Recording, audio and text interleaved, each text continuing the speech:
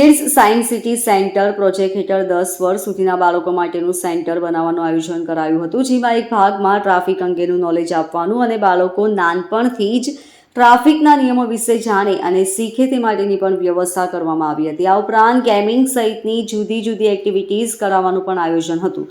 આ માટે રાજ્ય સરકાર પાસેથી ગ્રાન્ટની પણ માંગણી કરવામાં આવી હતી. પાલિકાએ 6 વર્ષ અગાઉ ગાંધી કોલેજ પાછળ રાજ્યનું પ્રથમ અને સૌથી મોટું કિડ્સ સાયન્સ સિટી શરૂ કરવાનો પ્રોજેક્ટ મંજૂર કર્યા પછી માત્ર સ્ટ્રક્ચરનું કામ પૂર્ણ કરાયું હતું. ત્યારથી આ પ્રોજેક્ટ ધૂળ ખાઈ રહ્યો છે. જે તે સમયે 51 કરોડના અંદાજ મંજૂર કરી શાસકોએ સપના દેખાડી વાહવાહી લૂંટી લીધી હતી. કુલે 4240 ચોરસ મીટરમાં આ પ્રોજેક્ટ સાકાર કરવાનો હતો, જે ગ્રાન્ટના અભાવે ઘોંચમાં મુકાયો છે. ગત સામાન્ય સભામાં ભાજપના જ નગરસેવક બ્રજેશ ઉંડગતે પ્રોજેક્ટને પૂર્ણ કરવાની માંગ કરી હતી. પાલિકા પાસે વિકાસ કામો કરવા વેરા અને પેડ FSI સિવાય કોઈ પ્રમુખ આવક નથી. દર વર્ષે વિકાસ કામો કરવા 2500 થી 3000 કરોડની ગ્રાન્ટ મેળવવી પડે છે. આ સ્થિતિમાં પ્રોજેક્ટો ટલ્લે ચડી રહ્યા છે. શહીદ સ્મારક પ્રોજેક્ટ પણ 5 વર્ષથી હજુ પણ પૂર્ણ થયો નથી.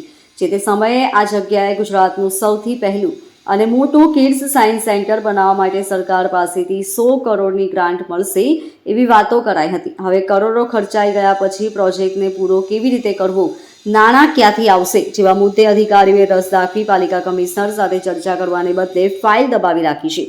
Brajesh Unadkat, corporator, ward number 21. 2 વર્ષ પહેલા સ્થાયી સમિતિમાં કમિશનર શ્રી સમક્ષ મેં રજૂઆત કરેલી હતી કે ચિલ્ડ્રન પાર્કની બાજુમાં આપણે કિડ સિટી બનાવવા જઈ રહ્યા છીએ, એ જે 4 વર્ષથી એક ખોખું બનીને તૈયાર છે. આમાં આગળ ક્યારે આની કાર્યવાહી ચાલુ થશે, આ પ્રોજેક્ટ ક્યારે આગળ વધશે, ત્યારે માનનીય કમિશનરશ્રીએ 15 દિવસનો સમય લઈને ત્યારબાદ મને જવાબ આપેલો કે આપણે અહીંયા કિડ સાયન્સ સેન્ટર શરૂ કરવા જઈ રહ્યા છે અને રાજ્ય સરકાર પાસેથી આપણે 100 કરોડ રૂપિયાની ગ્રાન્ટ આપણને મળવાની છે અને ત્યારબાદ આપણે અહીંયા ટ્રાફિક અવેરનેસ માટે કાર્યક્રમો શરૂ થશે. વિદ્યાર્થીઓ માટે એમના માટે નવી નવી એક્ટિવિટીઝો, ગેમ્સ, આ પ્રકારના બધા જ કાર્યક્રમો આ કિડ સાયન્સ સેન્ટર ખાતે શરૂ થશે અને એની જાહેરાત કરવામાં આવેલી હતી. પણ હજુ એ 2 વર્ષ એને પણ વીતી ગયા, એટલે આ ખોખું બનીને તૈયાર છે એને 6 વર્ષ થઈ ગયા, પણ હજુ સુધી કોઈ કાર્યવાહી કરવામાં આવી નથી.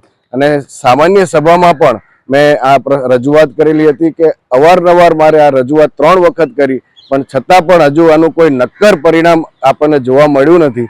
અને ગૃહમંત્રી શ્રી, શિક્ષણ મંત્રી શ્રી, એવા 3 મંત્રીઓ, ધારાસભ્યો અને સાંસદશ્રીઓને સાથે રાખીને જો કમિશનર મેડમ આની ફાઇલ આગળ ધપાવે તો મને લાગે છે કે ચોક્કસપણે આપણો આ પ્રોજેક્ટ અને અહીંના શહેરીજનોના આપણા બાળકોને આ કિડ સાયન્સ સેન્ટરનો લાભ મળી શકે એમ છે અને આવનારા દિવસોમાં અમે પણ આની રજૂઆત કરવાના છીએ. Bureau report LK star news, Surat.